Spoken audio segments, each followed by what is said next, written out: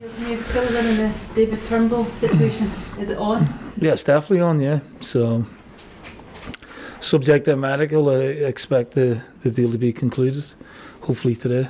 How frustrating has that been? Because it was obviously Not- on off, wasn't it? Frustrating, no, because these things take time and some deals are quicker than others.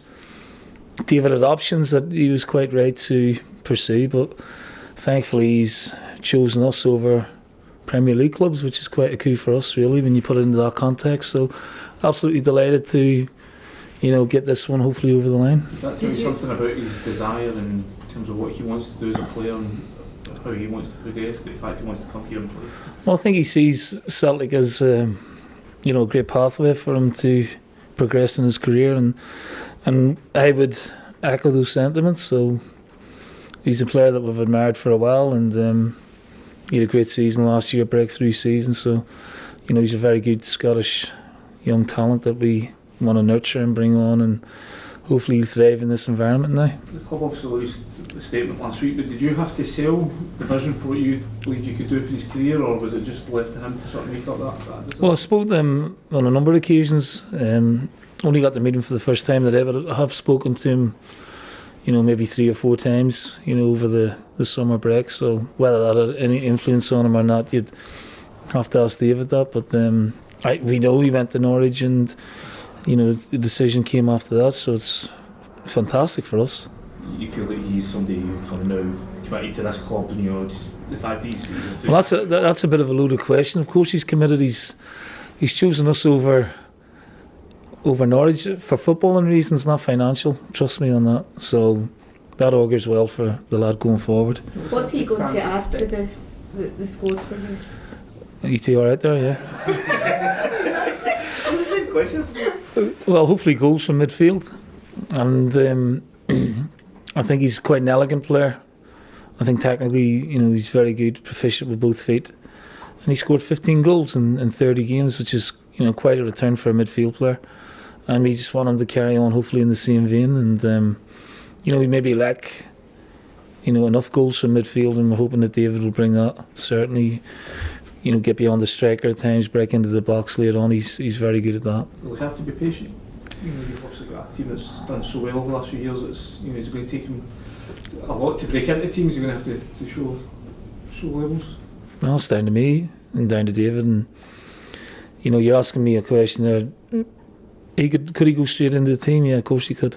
So hopefully we'll get him to Austria and Switzerland, and he can integrate with the team and get some work done on the training ground. And he looks in good shape, as you'd expect. Good size as well. I like his size. So yeah, it's a good day for us. It's good to get one, hopefully over the line, and more to come. Are you hoping to have other new players joining you on pre-season? Yes, that would be ideal, and we get them integrated, get some tactical work done, some physical work done, and get them ready for the qualifiers. Has recruitment become a harder job than perhaps it was a few years ago when you first came into management? Is it more onerous now? Probably because of the money, in England, and then everything filters down from that. So when you're looking at players maybe from 4 years ago in the same level of division, the money is a lot more in terms of wages and transfer fees. So we have to take a view on that, obviously, as well. And we do have a wage structure that is important to us, that we don't over-egg things, but we want to find quality. We want to try and find them early, because once the other clubs with the money start getting involved, it's very, very difficult to tempt people away. I suppose it's harder, with everyone looking for that gem, that bargain. Everyone's out looking for it, so you have to do your homework to a sort of greater degree now. To a greater degree, and try and get in earlier, quicker than the rest. Neil, when you talk about players you want to bring into the club, I don't expect you to give us names. You're right, I'm not going to. Lovely. Are you hoping to get them in, obviously, sooner rather than later? Because how key would that be with the obviously the European qualifiers just around the corner now? Mm-hmm. Yeah, well, I just touched on that. Hoping to get a few more, probably not by the time we go on Monday, but hopefully to join us in the camp. And we are looking in 3 or 4 areas. and we know the areas that we need to strengthen. And I think we're somewhere down the line on a number of options for each position. And I can't really specify more than that, really, because it gets out.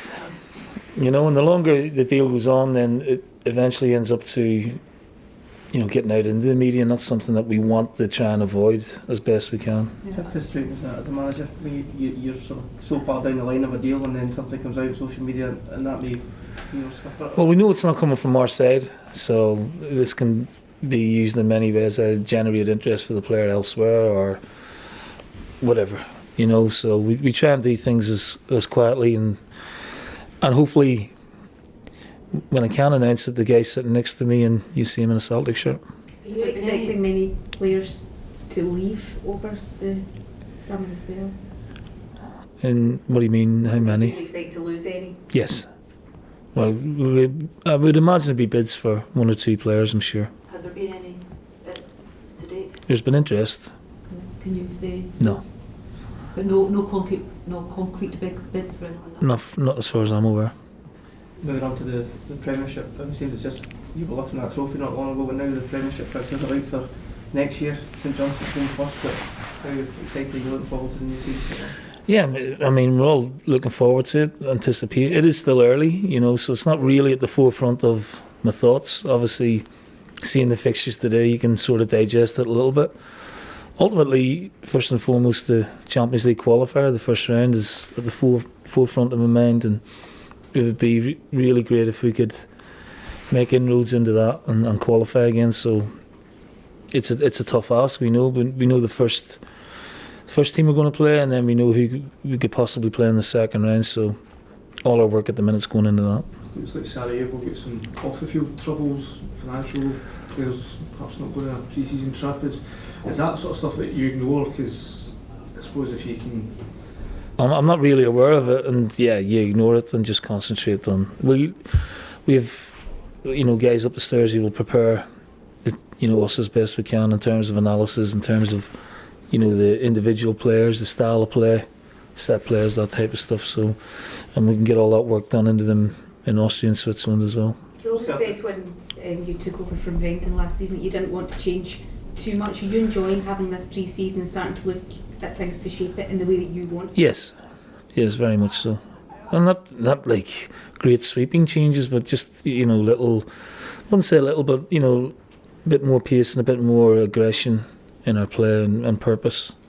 So we're just working away at a few things like that. Would that make it more comfortable for you? Was there times last season where you didn't want to change too much? But of course, yeah. Almost great with you, or yeah, but it was a good experience. It was a good challenge, and one that I was very, very pleased with the outcomes of.